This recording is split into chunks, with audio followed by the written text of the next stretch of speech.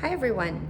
So today I'm going to take you through the process of transferring your watercolor studies into a larger oil painting.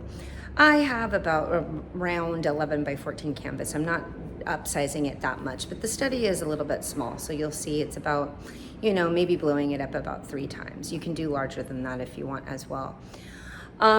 What you're gonna see is that some of the light, like the light of the paper and the color usage when it's more of a transparent medium, is going to change a bit as you start to use oil painting. And so you're gonna have to reconsider how you'll use value and how you'll use color, but still jumping off from that watercolor study as a base. So again, everybody does this differently. Some people use studies, some people don't. They go straight from the source to a larger painting. There are some things that you have to consider and renegotiate in this process. And what I'm going to be talking to you about is my mentality as I go through those steps, how I use my materials and supplies, so some of the pragmatic sides of that. Again, underpainting, first pass, probably going into the second pass. But again, everybody's different, and how you end up negotiating it in the end is really up to you. You're going to see that I actually don't go back to the source for quite some time, but I do use that source imagery in the end sometimes to fine-tune details.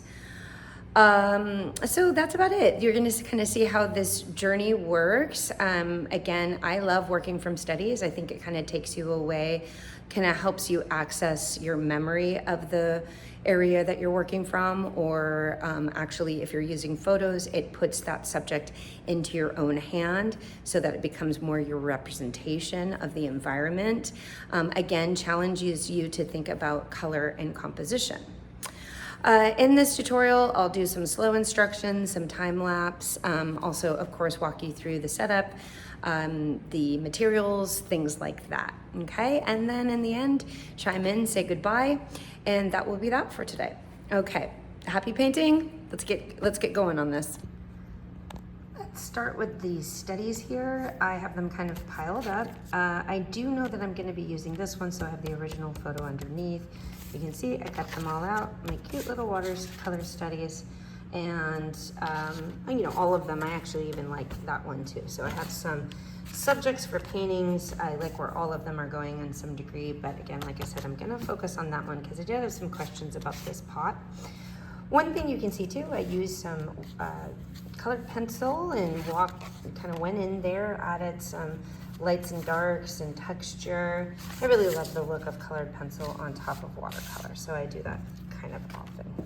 Kind of brings this little texture back and sometimes enhances things that got a little washed out. Okay, so we have that there. Those are again, the original photo, the study, okay? A canvas today, like I said, it's about, I think, 14 by 18, something like that, but kind of a mid-small canvas. So I'm gonna blow up. You can see that's the size of the study and how big that's gonna go. I did paint this in a rectangle, so I'm gonna stick with a rectangle here.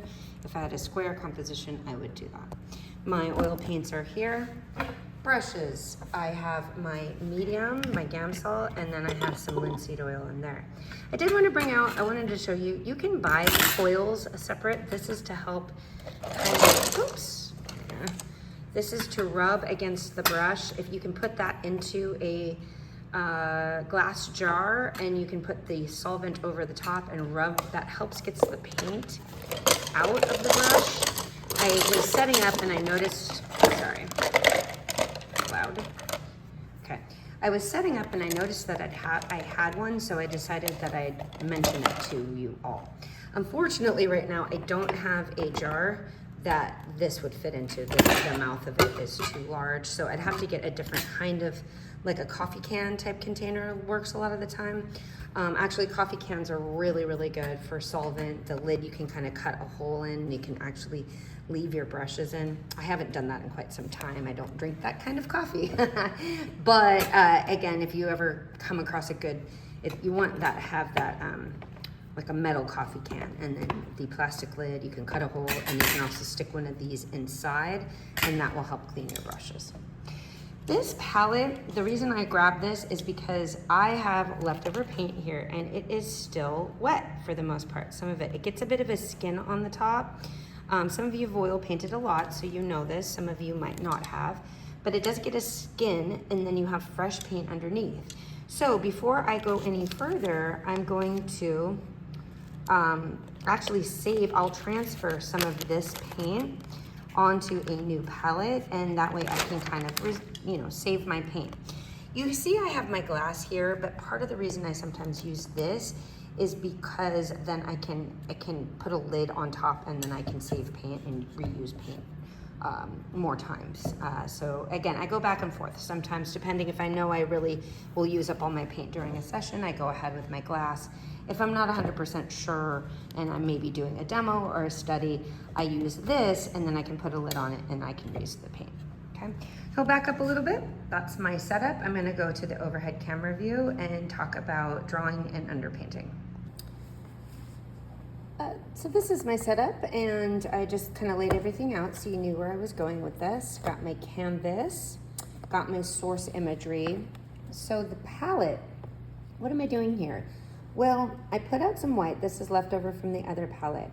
I've also put out Venetian red. Those of you who've taken from me before, you know that I prefer this to burnt sienna as underpainting. It's just a little more vibrant. And then I have some black here. That was again from the other palette. I don't necessarily need the lemon yellow and the quinacridone magenta, but it can kind of come in handy for warm and cool in my underpainting. So this is why I was saying, don't get so tied to setting up your palette from scratch every single time. This leftover actually will come in handy for me. I always say, like, you want to know the general, like I said in the last tutorial, you kind of want to know the general lane that you're dealing with. I always treat color like a New York subway. So you want to know the direction that you're heading, but it makes no sense to memorize the stops. You're still going to get lost here and there, right? So what I'm saying here is I've got this laid out as my earth tone underpainting base, but I've got some leftover warm and cool. Again, this is a cool yellow, but it is warmer than that, right? And I can use these leftover colors to kind of push my underpainting in a couple different directions. Again, does it matter that it's lemon yellow or quinacridone magenta? Not necessarily, but it will do the trick, because one is on the warmer side, one is on the cooler side. And then I don't have any blue. I mean, I'm taking care of some primaries here, but then black can kind of take that place. And sometimes when you don't have the blue out, or I could put it out if I wanted to. But what I'm trying to do is just do an underpainting and use up color to some degree. And so I'm not really beholden on laying out my palette every time and being able to switch through multiple paintings without getting too hung up on the specifics. Okay, so with color, kind of know the lane that you're in. Memorizing the exact colors that you use is actually not that helpful. Or having a specific palette all the time, again, not that helpful. And it's actually kind of limiting, okay? Again, so my base, remember that my base is toned, okay? So when I'm doing the underpainting, I'm going to have to think about like actually lightening this area. So I can't use the white of the canvas in this particular situation. Remember, oil paints are opaque, so that kind of luminosity that the white of the paper brings, or the white of the canvas, I'm missing here. If you have a white canvas, you want to keep your underpainting pretty thin so that you can still use the white of the canvas to come through and shed some light. I'm not. I'm probably just going to go straight into some opaque situations here so that I can paint. It's like almost a reductive. Again, the middle tones are taken care of, which is really, really nice. And then I have to lean dark, okay? So the first thing that you're gonna see me do via time lapse is actually just draw this whole composition out. I am going to use my study, okay? So my photo is sitting up here, but I'm actually going to compose from my study. So if I bring the source back, I'm using the composition I decided on through my study, not referring back to the photo and having to basically recompose. Okay, without further ado, that is what's next.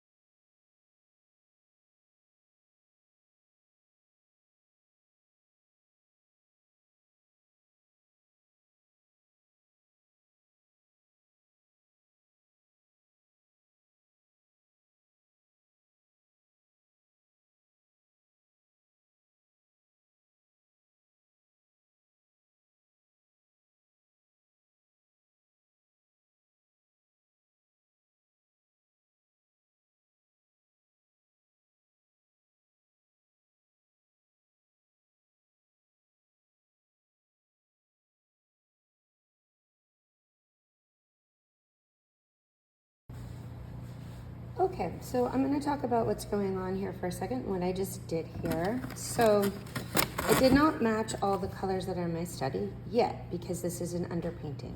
So I'm keeping it very tonal. I'm keeping it grays, reds, whites. It's kind of neutral. Again, I added some quinacridone here. I put a little bit of the yellow in here, kind of brightening it up, but very minimal because this is, and then there's the black and the darks because this is supposed to kind of stay close before I separate the colors out. The other thing that I was doing is thinning it down. So I'm actually using, up there, I'm actually using Gamsol with the paint right now to thin it down. This helps it soak in and dry fast so I can map out at a thin level, and then as I continue on with the painting, I'm gonna not use that Gamsol anymore and switch over to linseed oil if I need to thin the paint, or just put the paint on directly because that's just gonna wear down the pigments if you keep adding medium. So I usually only add thinner or medium right in the beginning layers, and then as the painting progresses, I stop doing that. I did actually even use thinner here, not sure what that is, in the whites. Technically usually don't, just because that, you know, I'm still trying to let the base kind of show through. I'm not committing too much to anything yet. So for the sake of this demo, I did have some questions about the watering can. And what I'm gonna do is just a time lapse of this one, okay? So first off, my angle is a little off here, so I'm gonna use the original to redraw my angle. When I redraw, you're gonna see me redraw.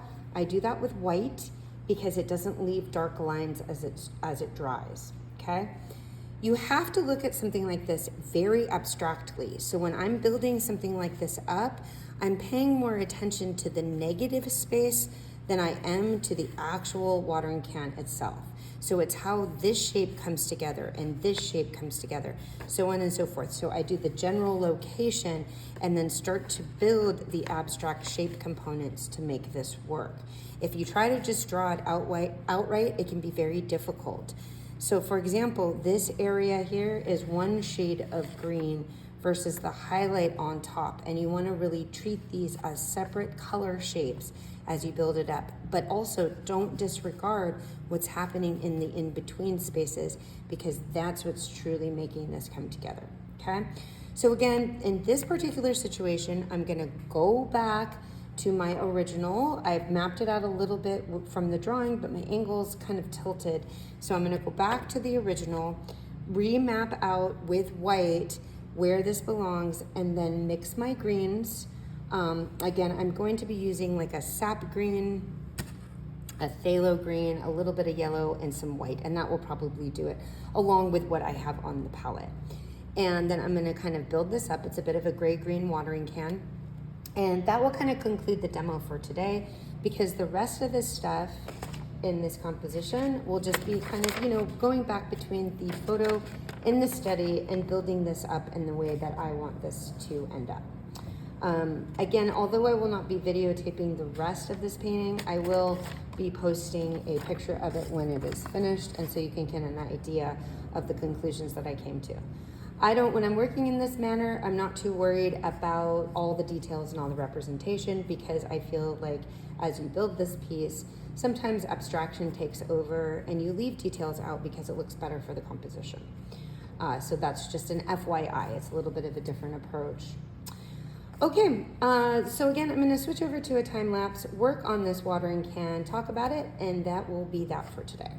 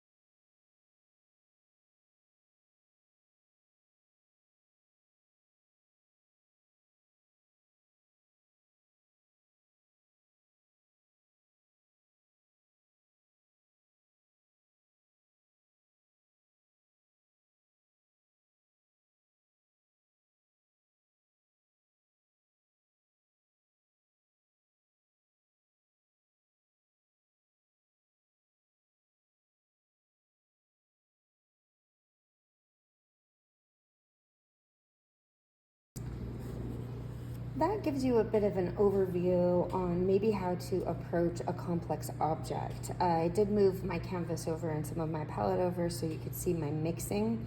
To break it down, I had the permanent lemon yellow, white, phthalo green over here, and sap green, so you can see some phthalo and sap green mixtures. This is my Venetian red. So sometimes to kind of muddy it up a little bit, I'm just using some of my leftover black and Venetian red dots to make it so it's just not so bright. But as you can see, when I paint, I tend to go on the brighter side, then dull it down, because it is, if the colors are too dull, it's really hard to get it back. What's going on here with this green watering can is that there's some kind of grayish cool, that's a phthalo base, and grayish cool green is what I'm trying to say. And then these poppier, like sap green, lemon yellow combos that are it's all still in shadow, but it's brighter. And remember, it's plastic, so it's okay to kind of amp up the color in this situation a little bit. As you can see, the negotiation is just really how you're looping around. So this shadow here is dark underneath, but this twist, that's how a handle does. So it goes from this side and kind of loops down. This goes underneath and tucks back behind. So as long as you can articulate all of that, you can kind of get this going.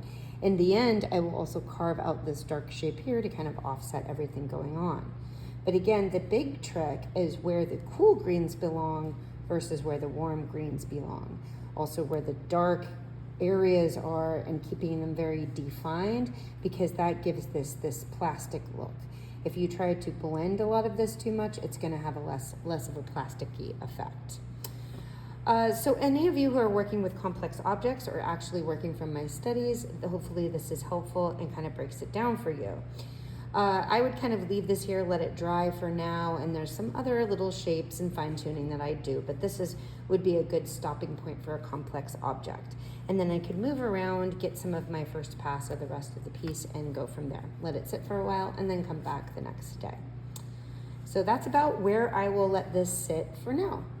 So that concludes today's painting session, and you can feel free to do one study, mock it up in oils, or you can go ahead and do more than one. If you feel like you're on a roll, then just go for it. As usual, let me know if you have any questions, and as I said before, happy painting.